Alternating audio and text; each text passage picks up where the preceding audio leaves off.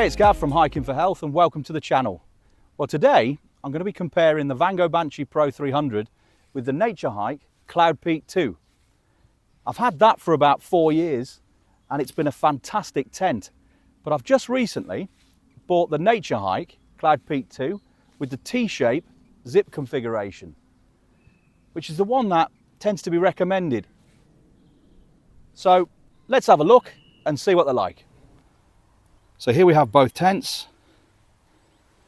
There's the Vango Banshee Pro 300 with its poles and pegs. Here's the Naturehike Cloud Peak 2 with its poles and pegs. And then I've brought the big Agnes Rapide SL in wide and long so that I can put that in there so you can see how it fits. And then the Flextail to inflate the mat.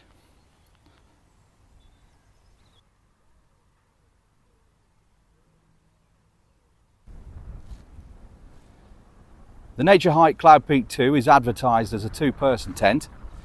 It weighs 2.4 kilograms. The hydrostatic head is 4,000 millimeters. It has alloy poles. It's freestanding, and its measurements are in the internal part of the tent. The length is 210 centimeters, the width is 130, and the height is 105 centimeters.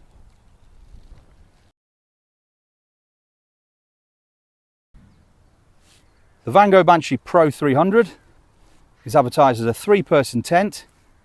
It weighs 2.8 kilograms. It has a hydrostatic head of 5,000 millimeters, although the newer version, for some reason, has a hydrostatic head of 3,000 millimeters. It has alloy poles. It isn't freestanding, unfortunately. It has a tension band system, which will support you in strong winds. And the internal measurements of the tent, it's 220 centimeters in length, the width is 160 centimeters, and the height is 95. So let's have a look inside both tents and see what they're like.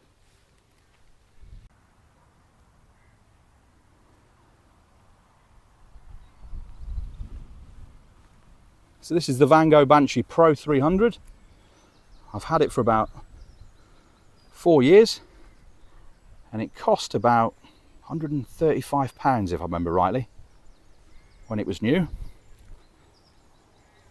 It's advertised as a three-person tent, which would be possible. It would be a squeeze.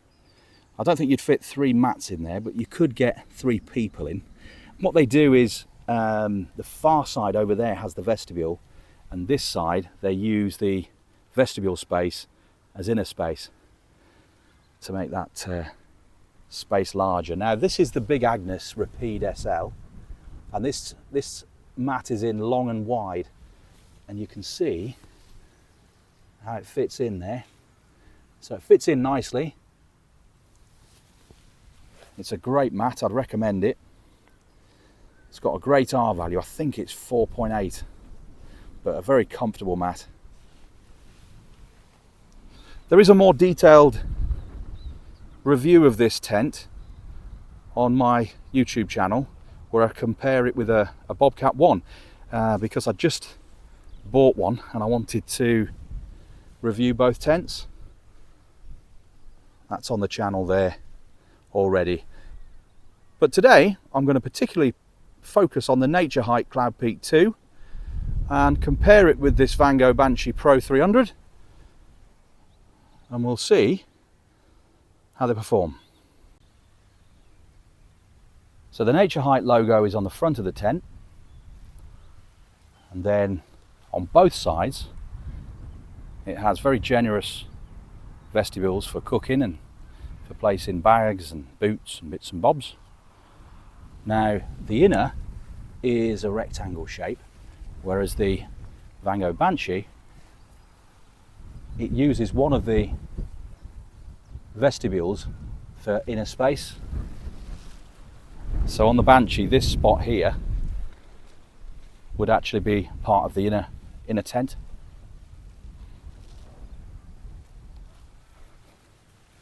It has a pocket at the back,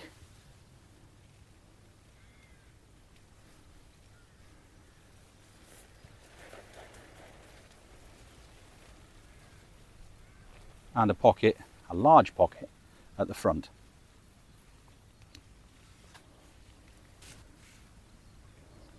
This particular version has a T-shaped zip configuration, so that if you wanted to, you could open up the entire inner of the tent.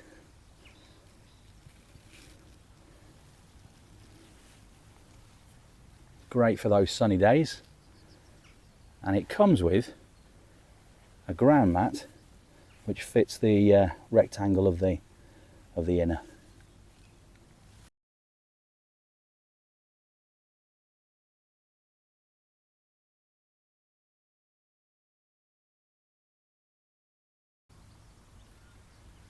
The structure of the tent works with 3 alloy poles which are clipped on, as you can see, just here, and they cross at the top, and then there is this, just like the Alac, the Hilleberg Alac 2, there is the roof which goes on the top. Now, on my first camp recently, that was flapping about a bit, so I'm going to tighten these cords here to hopefully make it just a little bit tighter. So underneath the roof it has this cross structure for added strength, and a mesh which will air the tent and provide ventilation. And then underneath there is a tie-up point, a hook for your lantern. These are the pegs the Naturehike comes with.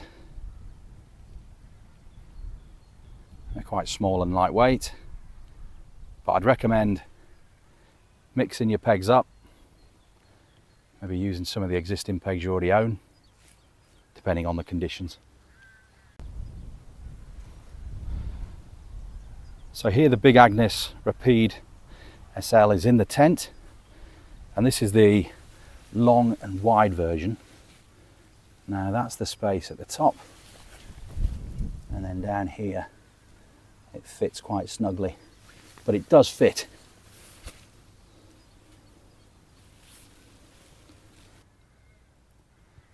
Now I haven't fully pegged out this tent with the guy ropes because there's no wind today, it's just breezy, but you can see how it's getting under the tent.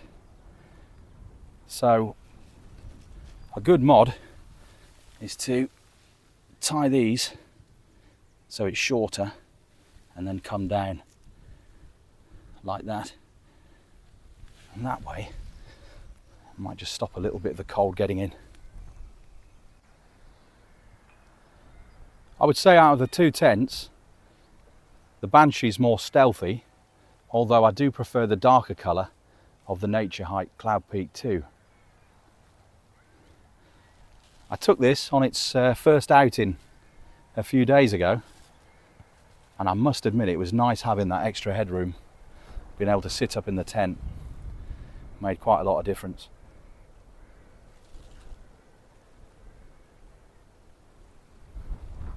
They're both great tents. I'd recommend both of them, but it all depends what you're after personally. Like I say, I've got a much more detailed review of this tent on my channel already, so I won't go into too much depth with this one.